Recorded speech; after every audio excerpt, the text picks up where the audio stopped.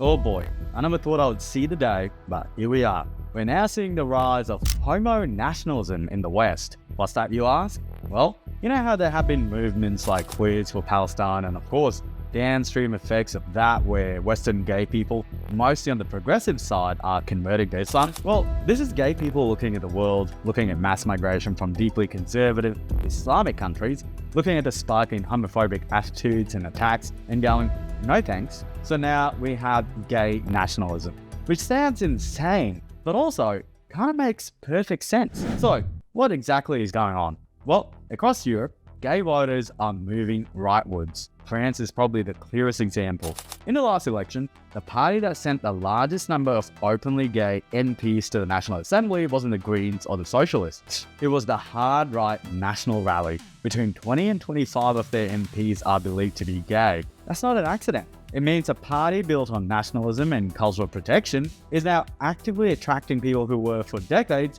assumed to be permanently on the progressive left. Me répond Assalamu alaikum, il y a 4 000 euros, je te donne, voilà. Non, il n'y a pas de problème. C'était pas cher d'être en France. De quoi? Il n'y a pas de problème. Assalamu alaikum, dis-moi juste Assalamu alaikum. Non, Mais pourquoi, wesh? Dis-moi Assalamu alaikum, wesh. non, je ne savais pas. Spain chose the same thing in a more cultural form. You now have openly gay influencers building bridges between parts of the LGBT community and parties like Vox. You have people saying on camera, without apology, Islam keeps me up at night. They want me dead. Germany perhaps gives us the clearest data point of all. A poll of over 60,000 users on the gay dating app Romeo found that the most popular party among respondents wasn't the Greens, wasn't the Social Democrats, but the AfD with nearly 28% support. The Greens followed at around 20%. The SPD trailed on barely 12. Looks like the gay vote, such as it exists, is no longer reliably left-wing. If anything, it's becoming one of the most politically volatile and counterintuitive demographics in Europe. It's also good to point out that the AfD is in fact led by a lesbian woman with a Sri Lankan wife. Britain is perhaps slightly behind the curve, but not entirely immune to it either. You already see the early signs. Fundraisers for LGBT conservatives, MPs openly arguing that LGBT rights are the product of specific Western cultural frameworks, not some universal human default. You see a slow re-emergence of cultural confidence where people are no longer willing to apologize for the civilizational roots of their freedoms. So yes, the word homonationalism sounds absurd, but the behavior it describes is very real. So why is this happening? Not because gay people suddenly discovered a love for flags, borders, or grand narratives about civilization, and not because nationalism has somehow become fashionable in queer spaces. It's happening because the conditions that made illiberal tolerance feel safe, stable, and permanent no longer exist. For most of the post-war period, the expansion of LGBT rights in the West coincided with a relatively cohesive cultural environment. There were disagreements, of course, but there was also a broad underlying consensus about what a liberal society was supposed to be: individual rights, secular law, equality before the state, and a clear separation between private beliefs and public rules. That consensus did a lot of quiet work.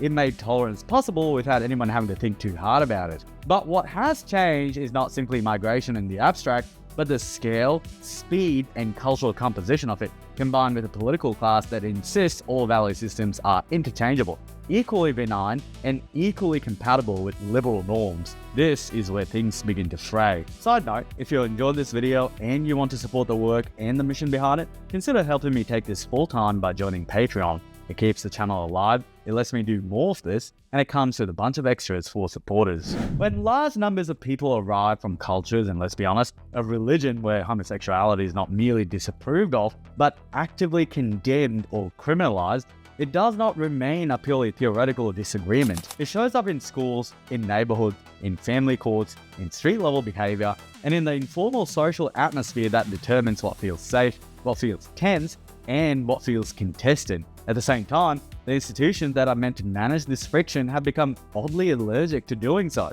Governments speak in abstractions about diversity and inclusion, while quietly outsourcing integration to chance. Cultural conflicts are reframed as misunderstanding or dismissed as prejudice, rather than treated as what they are. So from the perspective of someone whose safety depends on the continuation of liberal norms, this produces a very simple calculation. If one political bloc refuses to name, manage, or even acknowledge the problem, and another bloc at least claims it will, the choice begins to feel less ideological and more practical. This is how you get gay voters aligning with parties that would have never touched 20 years ago.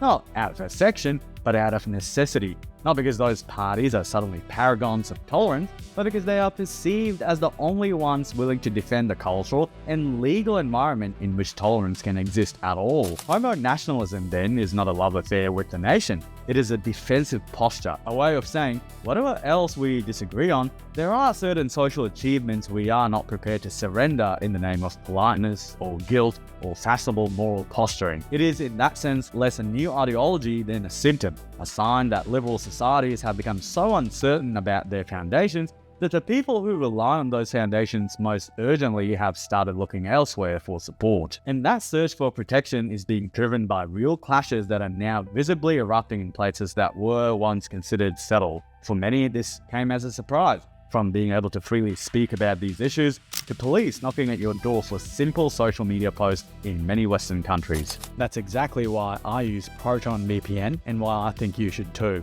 They're based in Switzerland, outside the reach of US, EU, UK and Australian law. They don't keep logs and are built by the same team behind Proton Mail. When the UK passed its surveillance laws, Proton VPN became the #1 app on the App Store. Their stealth protocol beats censorship firewalls. Secure Core routes your traffic through privacy-first countries, and NetShield blocks trackers before they ever reach you. I've used Proton Mail since Australia announced sweeping surveillance laws last year, and I'm not exaggerating when I say it's now essential. If you want to protect your privacy and support this channel, hit the link below to get up to 60% off Proton VPN.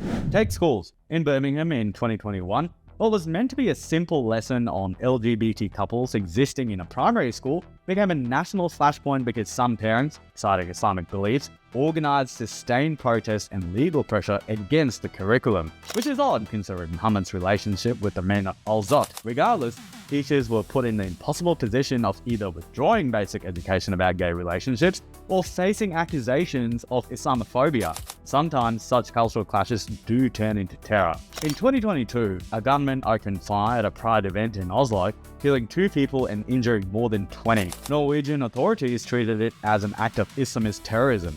This was not a random act of violence or a personal grievance taken too far. It was an ideological attack on a public expression of gay life aimed at punishing visibility itself. That attack was not unprecedented. In 2016, 49 men were murdered in a gay nightclub in Orlando by a shooter who pledged allegiance to the Islamic State and explicitly framed his actions in religious terms. It remains the deadliest attack of its kind at an LGBT venue in US history, and it was directed very deliberately at a gay space on a night meant for celebration. Of course, these events are rare, but they are not meaningless. They sit at the extreme end of a spectrum whose quieter forms are already visible. But as I always say on this channel, we need to be very honest here. The problem lies within the religion of Islam. Islam is not like most modern Western religions. It is not primarily a loose identity, a vague moral inheritance, or a set of private metaphysical beliefs that people dip into on holidays. For many of its adherents, it is a comprehensive legal moral system rooted in scripture, reinforced by jurisprudence, and actively regulating behavior. The Quran is treated as literal. The Hadith are treated as binding precedent. Sharia is not a metaphor, it is a legal framework. And within that framework, homosexuality is explicitly condemned. This is not controversial in the countries where Islam is culturally dominant. In places like Iran, Saudi Arabia, Afghanistan, Yemen, Somalia, Mauritania, and parts of Nigeria, homosexual acts are criminalized, sometimes severely. In several of those countries, they are punishable by long prison sentences or death. That is not Islamophobia. That is written law accepted by the vast majority of people living in those countries. When people move from those environments into liberal societies, it is not remotely reasonable to expect that their moral intuitions reset at the border. There is no magical soil in which someone lands in London or Berlin and suddenly develops Western liberal attitudes about sexuality that took centuries of cultural conflict to build. If someone believes on Tuesday that homosexuality is a sin punishable by God or the state, and then boards a plane and arrives in the UK on Wednesday, why would we expect them to believe the opposite on Thursday? But this is exactly what the progressive apparatus would have you believe to continue their insane experiment. Of course, perhaps a few, through controlled migration, can adapt,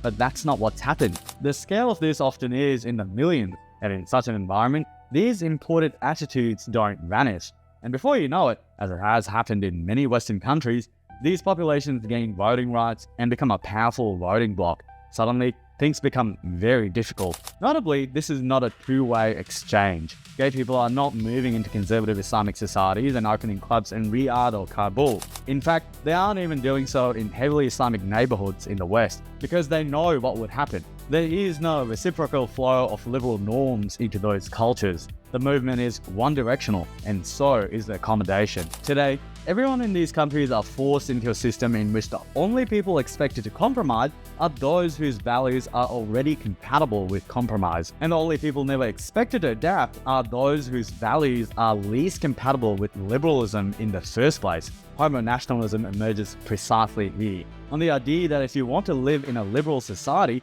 you have to accept the core norms that make it liberal, including the legitimacy of gay lives and, honestly, the fact that some people, and in this case a rather small minority, do have the right to simply be.